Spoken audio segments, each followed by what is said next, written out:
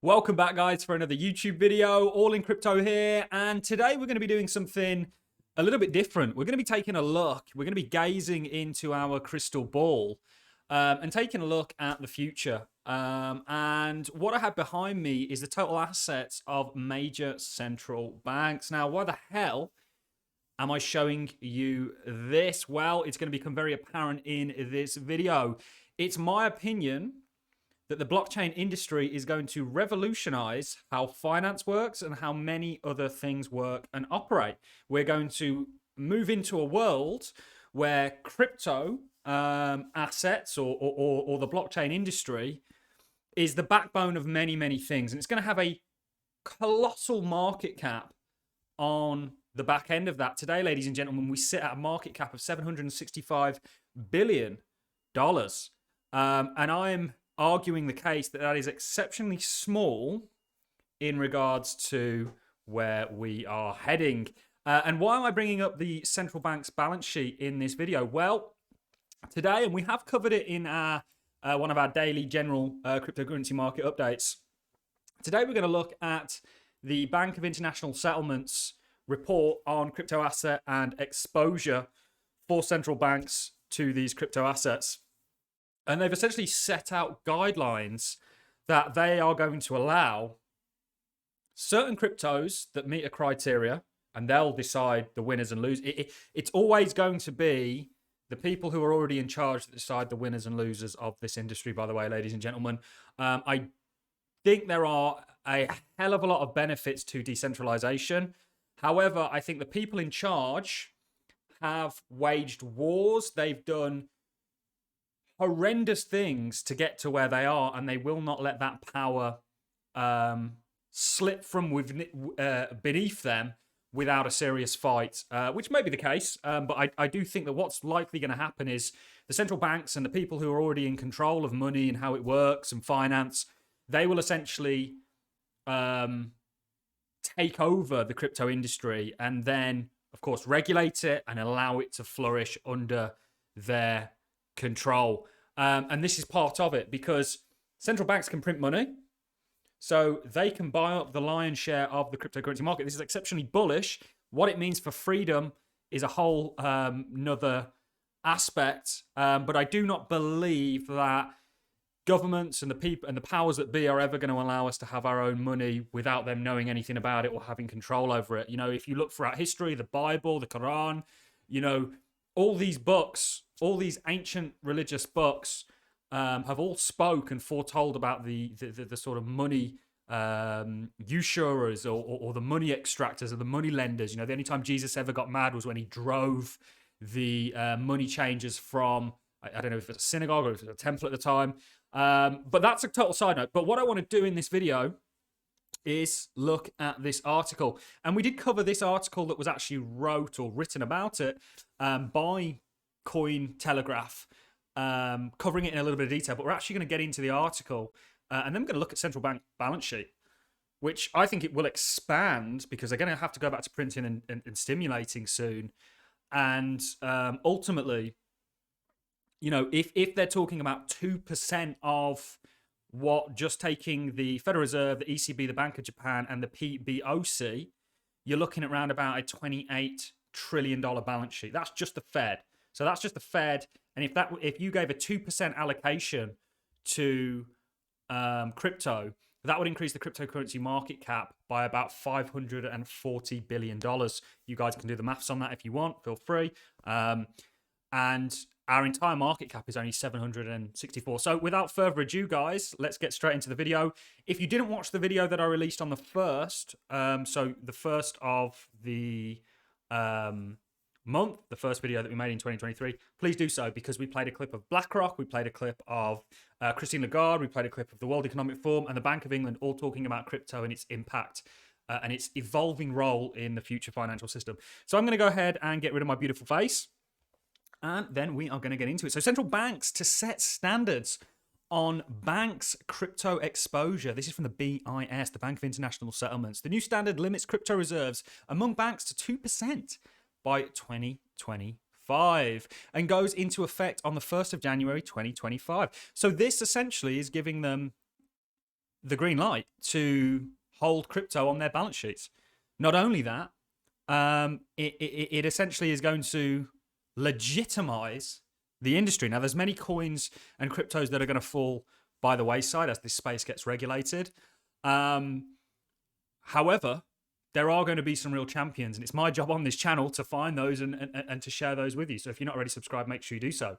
So the new standard limits crypto reserves, and it comes on effect. A global standard for bank exposure to crypto assets has been endorsed by the Group of Central Bank Governors and Head of Supervision, GHOS, of the Bank of International Settlements. The standard, which sets a limit of 2% of crypto reserves among banks, must be implemented on January the 1st, 2025, according to an official announcement on the 16th of December.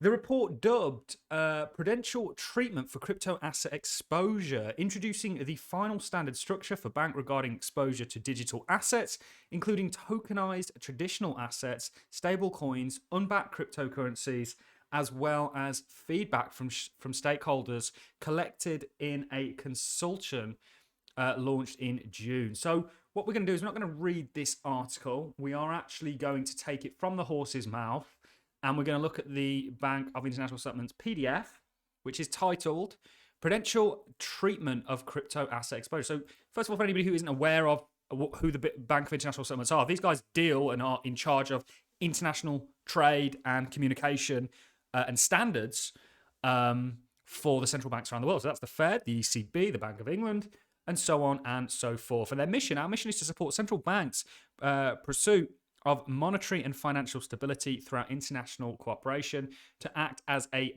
bank for central banks. So these guys are at the top of the totem pole, ladies and gentlemen. So let's go ahead and read the first little bit, and then we'll look at the bank balance sheets of central banks around the world, and look at we know that the crypto wave of adoption is yet to happen. We're still a very speculative asset class, and I would argue there's no real usage of crypto taking place. It's just still being built almost. And we do cover various cryptos on a daily basis now. They're impacting the world, but we're yet to see that real explosion. So let's go ahead. I'm just going to have a quick sip of coffee. So prudential treatment for crypto asset exposure. Introduction. Let's be a little bit less taxing on my eyes here, guys. In June 2020, the Basel Committee of Banking Supervision issued the second consultation of the prudential treatment of bank exposure to crypto assets. Considering the feedback from stakeholders to the consultation, the committee has now finalized the prudential standard, which has been endorsed by the committee oversight body, the Group of Governors and Head of Supervision. This document sets out the final standards which the committee has agreed to implement by the 1st of January 2025. The text will be incorporated into the consolidated Basel framework shortly. The committee wishes to thank respondents for their feedback to second consultation. Set out below is a short-term summary of the structure of the finalized standards. Let's get straight into it. The structure of standards is unchanged from the proposal set out in the second consultation. Under the standard, banks are required to classify crypto assets on an ongoing basis into two groups. So this is important stuff, guys. So group one, we've got crypto assets. Bear with me a second. Those that meet in full a set of classification conditions. Group 1 crypto assets include tokenized traditional assets, Group 1A, and crypto assets with effective stabilization mechanisms, Group B. So potentially this is like stable coins. This is, and we actually, please go and watch that clip and the video that I put out on the 1st of the month. Go back to the 1st of January.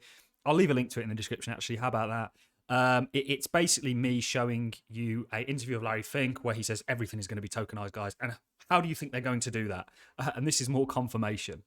So Group 1 crypto assets are subject to capital requirements based on the risk weights of underlying exposure as set out in the existing Basel framework. Group 2, those that fail to meet any of the classification conditions as a result of those additional and higher risk comparisons with Group 1 crypto assets, and consequently are subject to newly prescribed conservation capital treatment. In addition to any tokenized traditional asset and stablecoin that fail the classification condition, Group 2 includes all unbacked cryptos. So this would be, I guess, algorithmic stablecoins and unbacked as in, your smart contract cryptos potentially. A set of hedging recognition criteria is used to identify those Group 2 crypto assets where a limited degree of hedging is permitted to be recognized as Group 2A. And those were hedged in a recognized Group 2B. Additionally, key elements of the standard include infrastructure risk, redemption, and Group 2 exposure limits. So they're talking about, generally it should be lower than 1%, and it mustn't exceed 2%. So they're basically saying a bank's total exposure to Group 2 crypto assets must not exceed 2%. So they're not talking about tokenized crypto assets in Group 1 being 2%. They're talking about your risky plays, basically, to Group 2 crypto assets. So this is things like Bitcoin, Ethereum, so on and so forth, whereas Group 1 was just like tokenized stocks, this sort of thing, essentially. And it goes on to say, of the Tier 1 bank capital should generally be lower than 1%. Banks breaking the 1% limit will apply the more conservative Group 2 capital. Breaching the 2% limit will result in the whole Group 2 exposure being subject to Group B capital treatment. So essentially what they're doing is they're saying, because these guys are the umpires, money is a weapon in my opinion. It's the very thing that keeps us all a slave. And if you do not believe that you're a slave to the financial system, don't go to work tomorrow. See how that pans out for you. You'll very quickly find that things will start going drastically wrong when you don't have that income coming in. So it goes on to talk about other elements and how they essentially are going to, Group 1 is going to be things like tokenized traditional assets, stablecoins, and then, you've got things like this. And then you're going to have hedging going on. So really this is bullish, but there are some bearish takeaways in the sense that, when central banks they're essentially going to pick winners and losers. Regulation is going to do this anyway. And I actually think that there's going to be a large part of damage. But if you look at the central bank balance sheet, obviously the two big ones are the ECB and the Fed. The ECB had a higher balance sheet than the Fed. Now they're both kind of in line. We've got the BOJ and we've got the PBOC. And you can see here what we're sort of looking at. Let's take a little look a bit further down. This is a great, I'll probably leave a link to this in the description, but I thought this was fantastic. Bear with me 1 second. Let me see what we're... Okay. Yeah, so what I'm essentially showing you here is the fact that central banks, and this is just 4, have a colossal amount to the tune of $28 trillion in terms of assets on their balance sheet. This is total assets of major central banks. Now, a lion's share of that, of course, is bonds and treasuries and things like that. However, if they're saying they're going to allow a 2%, so it'd be a higher allocation for crypto assets that are tokenized or stable coins, it's basically like holding reserves, but a 2% for risk assets. Well, if we look at the total cryptocurrency market cap, it's 764 billion. So 2% of 28 trillion is about 500 billion. And that's what they're going to allow in riskier plays. So not the Group 1, the Group 2s. Okay? That's huge. And that, is kind of excluding stable coins that are fiat backed.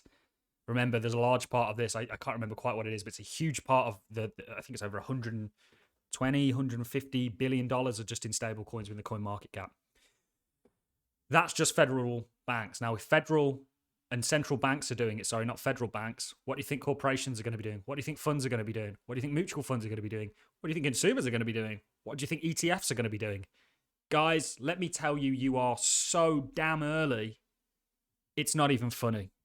And if you can weather the storm that we're currently going through, you're going to do very, very well, in my opinion. The entire cryptocurrency market cap at its peak got to $3 trillion. The dot-com boom, ladies and gentlemen, got to 8. Still very early. That is all that I have for you in this video. If you've enjoyed the content, like is always appreciated. So is a comment, share this video around, hit that subscribe button. And yeah, I'll see you all in the next YouTube video. Have a wonderful Tuesday, guys.